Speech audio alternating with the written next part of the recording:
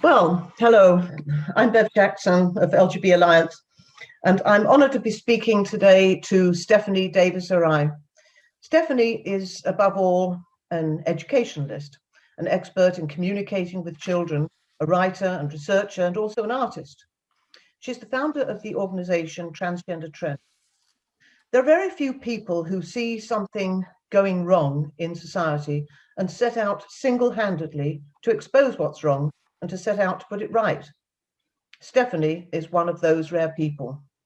She's done more than perhaps anyone else in the UK to explain why gender identity ideology is harmful to children, especially children who might otherwise grow up to be LGB, other gender non-conforming children, but essentially all children. So Stephanie, thank you, welcome. Thank you very much for making time to speaking to me today. It's lovely to have you here.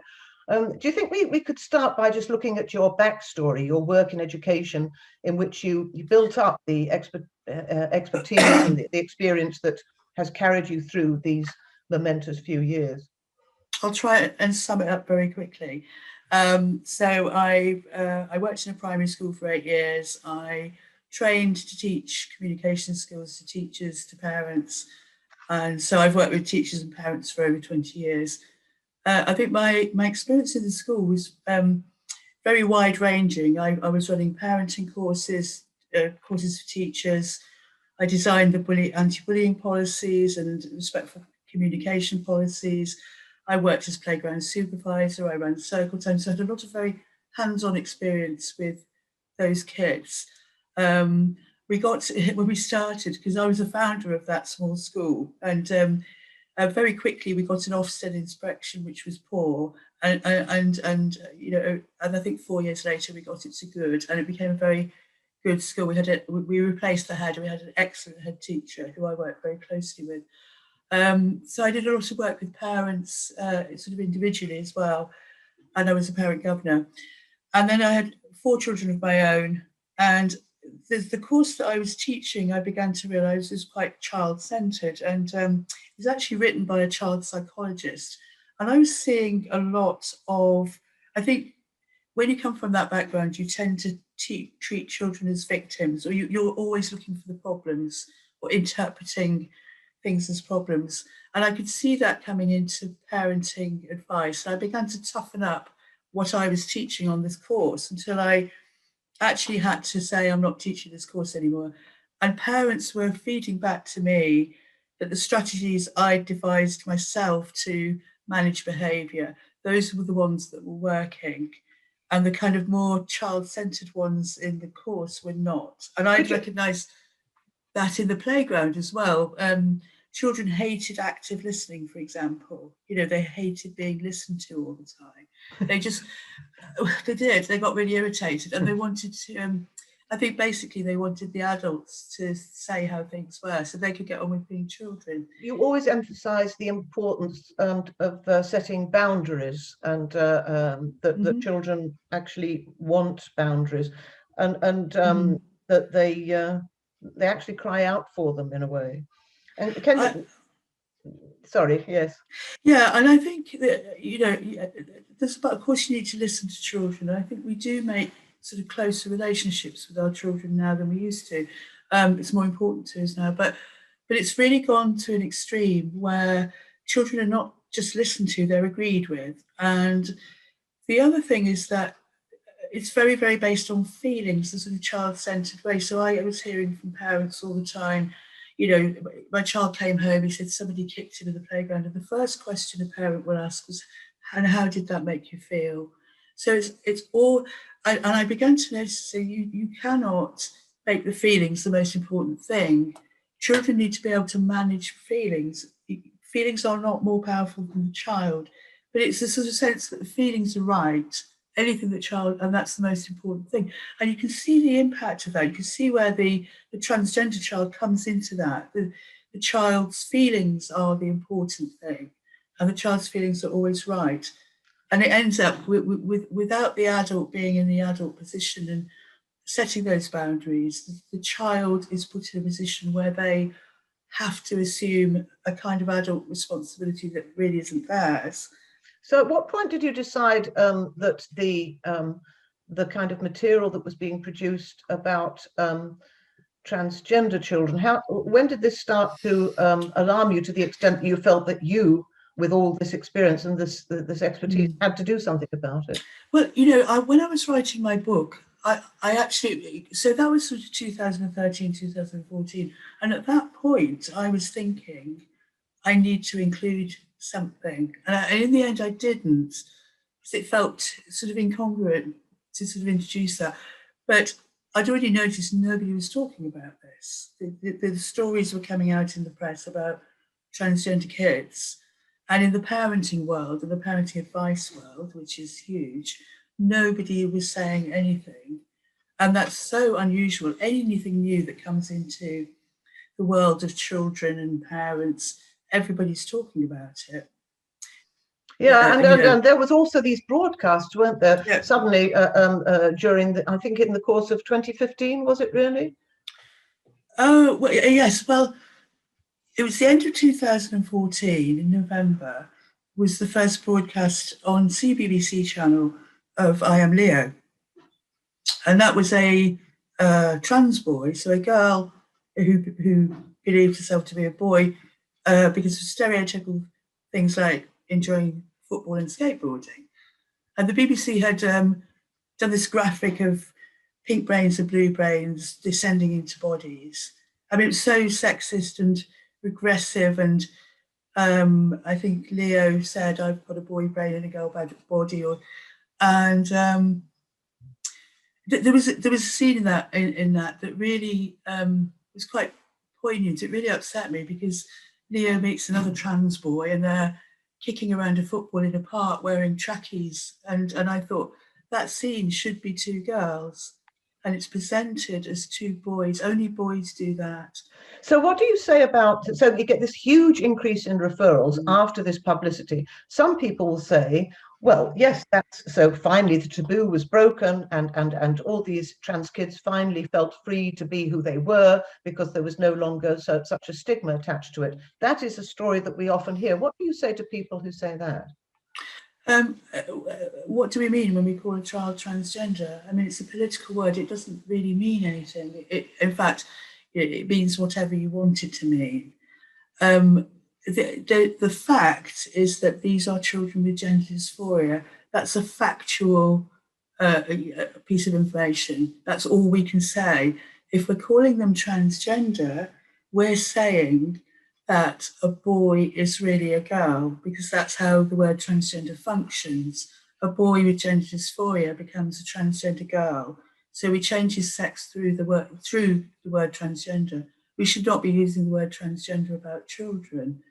The fact is it's a child with gender dysphoria, and that gender dysphoria, that can be a result of anything. I mean, from past sexual abuse, from family dynamics, mum wants a girl, so she, or all sorts of family background stuff. It could be, all the way to just a normal phase of childhood, which it usually is. What did you think about the link that came out rather starkly, I think, in a recent article and also in the Newsnight, with homophobia in the immediate surroundings? The link to homophobia, I think that's probably slightly older children. But my point is that Louis Theroux's programme was not called Children with Gender Dysphoric Kids. It was called Transgender Kids. So why are we saying transgender? It's not a clinical word. It's not a descriptive word. It doesn't give any information other than it immediately politicizes the child and makes the child into a political sort of special interest group. And then we cannot touch that group because it's a political group. So that's why I think it's dangerous to use a word like transgender about children. Yeah, you've also condemned the idea of social transitioning. I mean, if a child decides to take a different name and says, "I want to be called he instead of she," but why do you condemn that? Isn't that just? Couldn't you think of that as a kind of experimental phase in a child's development? Shouldn't they? Well, again, it's on condition that child, that boy is called a girl. There is nothing wrong with a boy who wants to wear dresses and play with dolls. The thing that's wrong about it is that we're saying to that child, you are a girl, and he's not. I mean, factually, he's a boy. And so, but we get teachers, we get all the trusted adults in his life to constantly tell him he's a girl. So he's growing up with a sort of disassociated sense of reality about himself, where he's not connected with his body.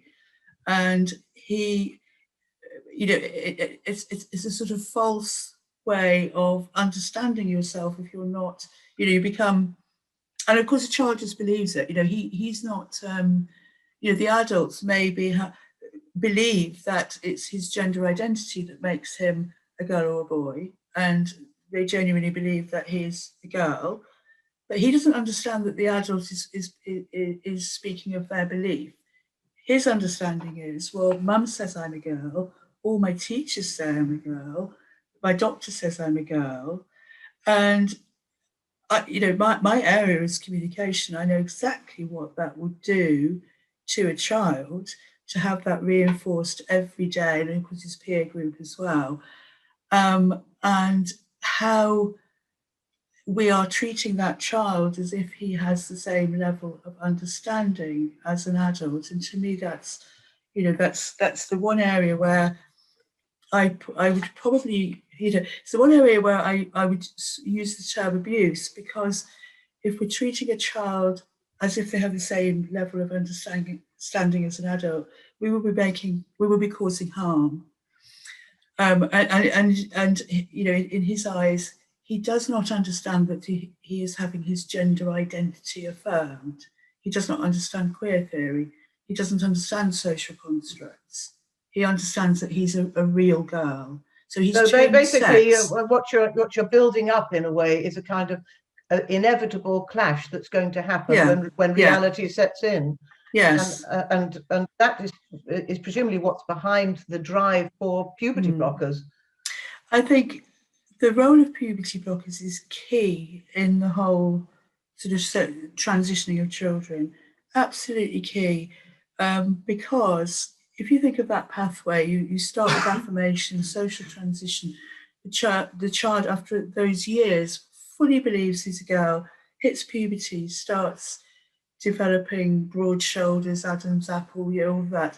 You cannot allow that to happen. It's reality hits then, and all the girls are developing differently. The kind of psychological problems and mental health problems and disassociation problems that we're setting up for children is enormous here, because, and therefore you need puberty blockers to stop that from happening. And it's why the lobby groups have pushed for well, I think it's because cosmetic reasons, but why they've pushed for puberty blockers and put a lot of pressure on the Tavistock to have puberty blockers younger, before secondary sexual characteristics start developing.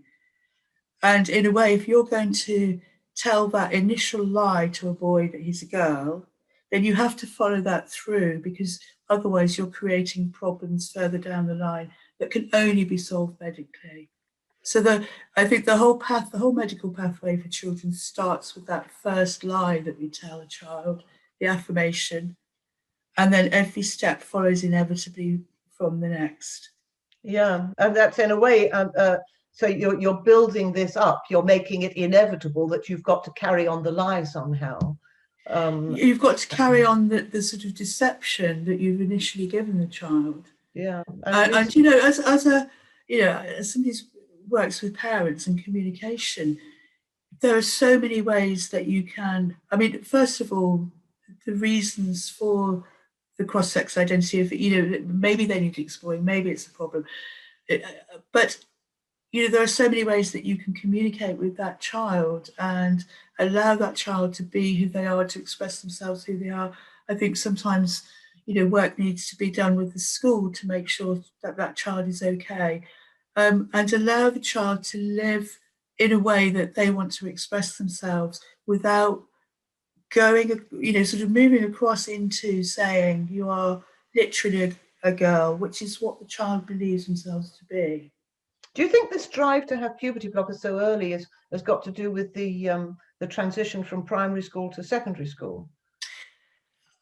Absolutely, because and all of school guidance will say, it's a good, you might want to transition in that route, and then you can leave behind your trans history. And what that means is that you can start secondary school in stealth. Now, you can only start really in stealth if you're on puberty blockers, because otherwise the boy will be sort of tall and broad-shouldered, and everybody will know. I mean, I think. But what it means is that a boy in stealth who still looks like a child, a girl child, because a lot of boys do look like girls, will be using the girls' toilets and changing rooms without their knowledge or consent. So the girls are having their boundaries violated without knowing. But I think probably they do know, but nobody's saying anything about it. So the whole thing is built on this deception, which other children are also pulled into, that they have to collude with the deception that's going on. I think it's creating a very, very unhealthy environment for children in schools. And when you created Transgender Trend in 2015, one of the things you did quite early on was to debunk this persistent false message that puberty blockers are needed to stop children committing suicide. Because that is the message that and you've explained how that is kind of built in, isn't it, from early on. If you tell this lie, then you're building up a need for puberty blockers. So the message is a little bit back to front. What sort of positive and negative reactions did you get when you started off Transgender Trend? I look back at the first post recently, and there's a load of comments of people sort of crying with relief and gratitude, and so lots of parents saying thank you and this is much needed. It's funny, looking back at 2015, it was so different then. Nobody was speaking, and I think a few feminists were writing things and then getting turned down, sort of challenging stuff, but there was no voice of challenge in the press. And when I look back, I think it was so hard to say anything, really, really hard. And I think, why was it hard? What happened? Because nobody was speaking, and it's, and in the parenting world as well, nobody was speaking. And I know when I wrote my first piece, because I was writing a weekly parenting blog, and I wrote my first piece. And I felt terrified about writing it because I'd never written anything on, but I felt I had a responsibility because nobody else was. So it was a piece called "Is My Child Transgender?" And and really what we're doing is we're transitioning gender non-conforming children. If you don't conform to gender stereotypes, you're the opposite sex. I mean, it's the most regressive. It's based on the most regressive. Sort of throwback ideas. Many of us in LGBT Alliance feel that if we had been growing up now, we would have transitioned because we would automatically, as tomboys, people who were going to be lesbians and gay in later life would be transitioning. Oh, I think I would have done. Yeah, my name was Mike when I was a child, and I think. I mean, you can't say for definite, but I had a very rebellious personality, and I think I would have absolutely gone for it, it's really concerning. It really concerns me that transgender lobby groups will talk about trans and gender non-conforming children. I think you get your hands off the gender non-conforming children, let them be gender non-conforming. That's what we should be doing, allowing children to not conform to sex stereotypes and celebrate that. Yeah, in a way, we're doing the opposite. The strangest thing is that this is marketed as something progressive when, in fact, it's completely the opposite. That's the thing that always startles me most. Well, yes, of course. The only thing we should be saying to children is, you express yourself how you want, you dress how you want, you can, it's fine. You be your own personality. It doesn't matter. You can't change sex. You can't change, because being a boy or being a girl is not who you are. It's what you are. You're either you're born male or female, and that will never change. And you do not need to be a medical patient and to rely on doctors for your whole life in order to be who you really are. let's move on now to really what has been a momentous period in the last couple of months, and explain how you became involved in the Kira Bell case. When Kira Bell, of course, a young woman who had been treated for gender dysphoria at the Tavistock GIDS clinic, had a double mastectomy, and later, at the age of, I think, 23, decided that this has been a terrible mistake, that she was lesbian, and is angry about the lack of care, in fact, we could say, that she received. How did you become involved in this case? It was a case that I mean, I knew about, and I was yeah, the suggestion was made to me that it would be a possibility. I think that we knew that Stonewall and Mermaids were going to intervene, and I wanted to do it. I wanted to support Kira, but I also wanted to advocate for all of the whole vulnerable group, you know, of gay, lesbian, autistic, vulnerable kids, and which I see myself, you know, I see Transgender Trend really as an advocacy group for those kids. And I knew that getting into, you know, that I wanted to get into court and defend that group of kids. So, and I also felt that because kind of culture, the evidence that I brought was all about the cultural context, and I knew that the background of the actually at the moment it's this huge surge in teenage girls in particular. The background to that, all of the constant indoctrination online, the YouTube videos of you know, YouTube stars, female to male on testosterone and showing off their, you know, double mastectomy scars, and presenting it as you know, these are cool. You know, these videos, they've got hundreds of thousands of teenage girl followers. But then, of course, in schools, and children are taught gender identity in schools from early years. You know, there's books, we counted up to 38 trans books for at the early years of primary school. Yeah, it's so amazing. So, we put on the when we said the other day, I tweeted something about the fact that there had been a 4,400% increase in the number of teenage girls referrals to gender clinics, and people were saying that no, that can't be true. You know, they were queer, even though those statistics actually come from the Tavistock GIDS own reports. Yeah. And you know, the whole culture, as we know, is a very bullying and silencing culture. So nobody's allowed to say, I mean, you're a transphobic bigot if you say, well, gender identity, it hasn't, there's no scientific sort of evidence that we have this inner sense that we're male and female, it's innate, we have it in the womb, and it's completely independent of our biology or socialization as boys or girls. There's no evidence that this thing called gender identity exists, and yet we brought it into schools, and we are saying that it is your gender identity that makes you a boy or a girl and not your biological sex. Well, you know, feelings don't make you into, you know, like biology doesn't work like, you know, reality doesn't work like that. Your feelings do not change anything, you know, and no matter how, you know, the hormones, the surgery, whatever you do, you're not going to change from male to female. And when what happened in the case, of course, I mean, when this actually came to court, you suddenly had impartial experts looking at the evidence. And could you say something about the hearing, how that went? Because instead of, as you say, relying on feelings, suddenly the spotlight was on facts and evidence. Can you?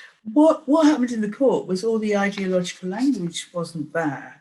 So we had no sort of, you know, gender assigned at birth, and you know, transgender wasn't mentioned, gender identity, none of those words. And it made it for me, it was so stark. It made me really realise how the language covers up, you know, because we use language to conceal, or we use language to reveal, and all of the ideological language is used to conceal. So it you know, we'll say things like top surgery rather than double mastectomy. You know, we will, and all of the ideological language actually covers up the reality of what we are doing to children, which is preventing them going through their natural puberty. And because we're doing that, those children will never go through puberty. And they believe that they will go through the opposite sex puberty, but they won't. All the cross-sex hormones will do is give them the cosmetic appearance and development of secondary sexual characteristics. So they will look more like the opposite sex, but they won't go through puberty. I think just coming back to the hearing for a second, it was very striking that Transgender Trend, your organisation, was allowed to intervene in this case because the judges looked at your submission and decided that you had evidence to produce. And Stonewall and Mermaids both wanted to intervene, as you said before, and their requests to intervene were turned down. What did that say to you? I mean, what did that mean, actually? Well, for me, it's the other victory in the case, because the evidence that I brought was, if you intervene, you have to have different evidence that has already been presented to the court. So, one of your jobs is to read through all of the evidence to make sure you're not repeating it. So the angle that I brought in was this cultural context within which children were arriving at the Tavistock, and girls arrive at the Tavistock fully believing that they're really boys because of all the, the indoctrination online and in schools. And they, and I felt that was an important context within which to understand where this, so we were granted permission on the basis that it was potentially relevant to the case. And I was, really pleased. And Mermaids and Stonewall don't have the evidence. I mean, they presented evidence that was irrelevant to the case, sort of human rights issues, but that's a different case. This is about informed consent. And Tavistock itself, of course, was unable to provide the most basic information. I think the judges expressed themselves surprised, which is apparently a very, very strong word for a judge to use, several times, at the lack of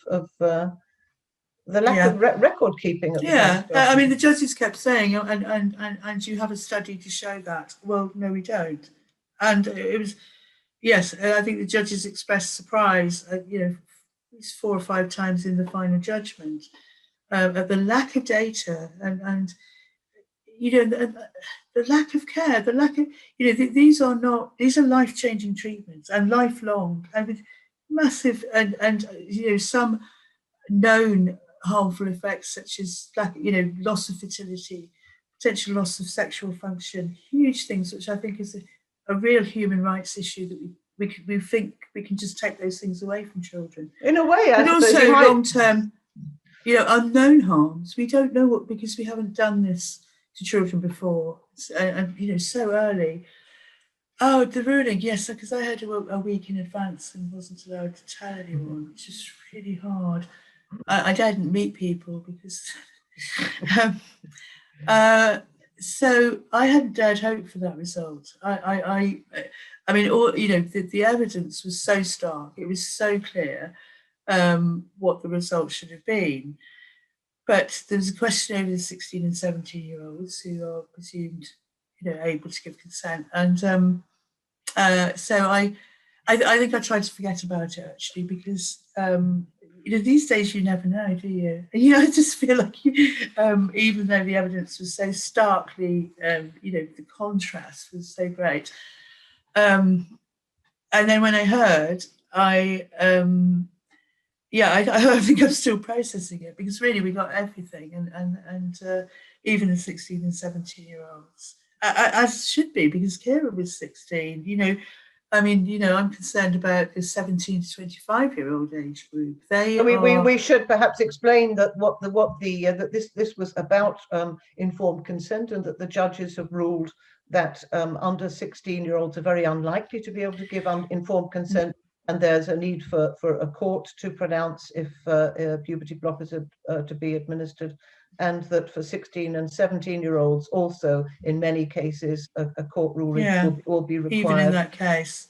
And so that is, now, of course, the Tavistock was, we might have hoped, really, that the Tavistock would have thought, oh, perhaps we've got something wrong, we better have an inquiry, we better have a rethink, or look back over some of the reports that they finally released that were drawn up many years ago.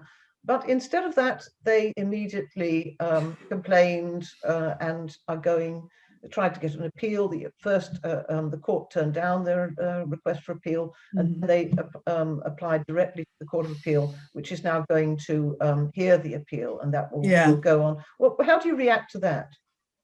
I think I'm not surprised they went to appeal, because really the Tavistock are on a course where they can't get off, and of course they have to continue to sort of fight it. And the grounds for appeal are either that they stand a good chance of overturning that verdict, which they don't, and that's not part of the grounds of appeal that they've just gained. And I'm not surprised that they have got an appeal. I think mostly because of the importance of this case, that it is a case of great public interest. And I think it would be a good outcome to have that decision made in the Supreme Court. I think that would be a real full stop. And based on the evidence that on the evidence side, and the result is so clear, Tavistock will not. In fact, their own report of the puberty blockers trial vindicated the court's judgment, and some, of those initial 44 children who were on the puberty blockers experimental trial, only one didn't go on to have cross-sex hormones. So 98% roughly of kids who go on to puberty blockers go on to cross-sex hormones after that. And so the evidence of the puberty blockers trial is actually in favour of our side. It's evidence for us, really. It'll take time, and of course the carers legal team need Kira needs continued funding for this, because it will go on, and it may be a very sort of protracted. So we don't know what will happen. We don't know on what grounds, because the judge gave us that the freedom to the Tavistock to use the grounds that they'd already put forward, and so it may be a lot of work. It may take a long time. But again, I think it's good that all of the information will be out in public again, and there'll be great public awareness raised about what we are doing to children medically in this area, which is a good thing. And then the decision made in the Supreme Court will put the real full stop to it. That would be a good. So basically, you're quite pleased. You're quite pleased that this. Yes. I think ultimately, I would like the decision to be made by the Supreme Court. Yes. Yeah, and that will finally put an end to this, to this back and forth. I wondered, just leaving the Keira Bell case for a moment, I just wondered if you wanted to say something about the Memorandum of Understanding on Conversion Therapy that we heard about.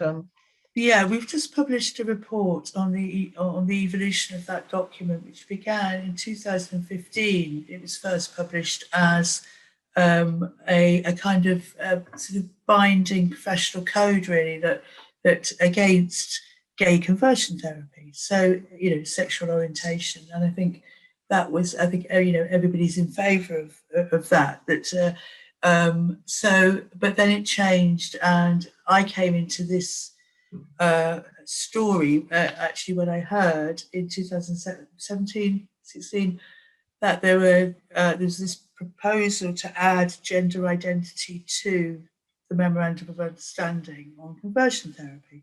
Now, there's no evidence that there's any sort of conversion therapy of somebody's gender identity, but also I knew that would lead to a sort of mandate for affirmation as the approach to any child who is declaring an opposite sex identity. It's basically a misuse, isn't it, of the word conversion therapy? I mean, where the conversion therapy makes us think of kind of religious extremists who are trying to change, trying to change people's sexual orientation, or bringing coercion to bear, and nothing of the kind. That's really not what's at issue here, is it? It's just a misuse of the term.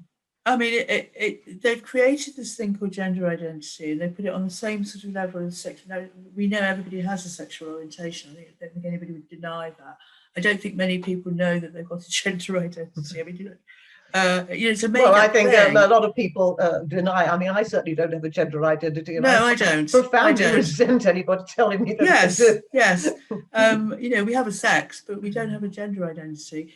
So it's a made-up thing. It's added to the memorandum, and that means, my concern, which is why I wrote a letter to the Minister of Health at the time, Jane Ellison, and I sent it to all of the sort of potential signatories to the new memorandum, including Stonewall and I think Pink Therapy but all the professional counselling bodies really, and I wrote in that letter that I was concerned that not being able to changing somebody's gender identity meant affirmation, and that would actually be a new form of gay conversion therapy for kids.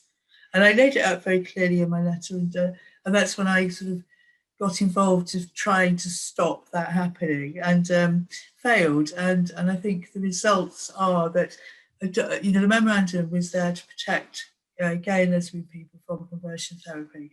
The new document with gender identity puts gay and lesbian children at risk of conversion therapy. Yeah, I think that's what people really have to understand, that the way that this term has been used here and turning reality on its head is actually really poses a danger to kids who would otherwise grow up to be LGBT. Yes, homophobic parents, that they assume that little boy is going to grow up to be gay, and there's still a lot of homophobia, an awful lot of homophobia, and so that.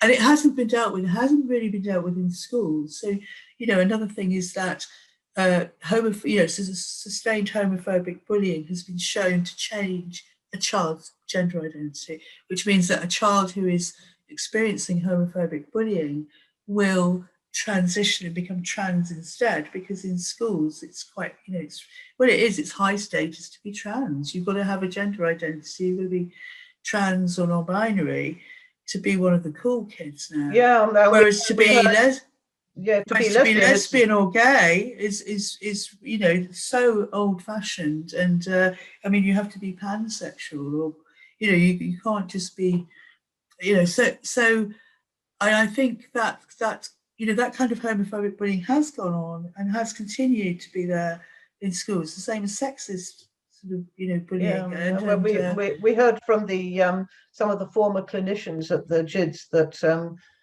being a lesbian was absolutely bottom of the heap. We heard that repeatedly. It was a really quite shocking thing, and that's one of the things that motivates us to carry on exposing this ideology, because it's really dangerous for young lesbians and also for young gay teenagers as well. Sorry, go on. Well, I keep hearing stories that it's causing great anxiety among just sort of heterosexual students as well, that they don't, unless they have one of these gender or sexual identities, they are now seen as boring and conforming, and it's causing anxiety because we've elevated this group of sort of rainbow genders and sexualities and made it into a real, it's the only subculture, it's the only group now that children who are not conforming can go into, and you're really left out of the cool scene if you're just a sort of, as they say in the books, you're cis heteronormative. It's far from over, this battle. I mean, we are in the middle of it now. But what would you say to other people who want to get involved in campaigning against this ideology that is, we believe, doing quite a lot of harm to children and young people? Well, over the time that I've been working on this, there's been a gradual increase in grassroots organisations springing up, which is fantastic. I'm sure that setting up a grassroots organisation in a group is a really good idea, but for and perhaps for younger people who'd like to do that as well. Otherwise, I think parents have an absolutely key role in this. When I started, parents could not speak out, were not speaking out at all, because they were accused of being transphobic bigots if they did. And now parents are, and they're challenging their schools, and they're saying, no, we don't want Stonewall in our schools. We don't want, born in the idea put into our children's heads that they might have been born in the wrong body. How this ever got into schools, I know how it happened. It was a lot of work behind the scenes for a few years to get it, and it came into schools through the anti-bullying route, which sort of hid what the agenda was, I think. Well, we hear from so many people who are afraid to speak out, whether they're people at schools or in mental health services, and social workers, even members of parliament are afraid to speak out. What would you say to those people who are afraid to speak out? I think now you can. We've already seen The Emperor Has No Clothes with Kira's case. I think it's changed everything. You can speak now. I really do. Don't need to have any fear anymore, because we've won. It really has shown The Emperor Has No Clothes. It's exposed. I think it's exposed the biggest medical scandal I can ever imagine ever happening, and you can speak now. I honestly just. I know some people still, are in situations where they can't, and I know lots of people are doing what they can, and I wouldn't condemn anybody who can't, but actually I'd say, and certainly for parents, challenge your school. You don't have to have this, really harmful ideology taught to your child. Kick up a fuss about it. Don't let it happen. So check your schools. See if parent. I'm a great believer in parent power. Politicians are afraid of parents. Use your power. Well, use your power. Don't be afraid. Speak out. Check your schools. These are all very positive messages. Yes. Stephanie Davies-Arai, thank you so much for giving your time to us today. And thanks for having me on. And thank you for all the work that you've been doing over the past 5 years, and carry on into the future. Yeah, I intend to. Thank you. Take care. Bye-bye. Bye.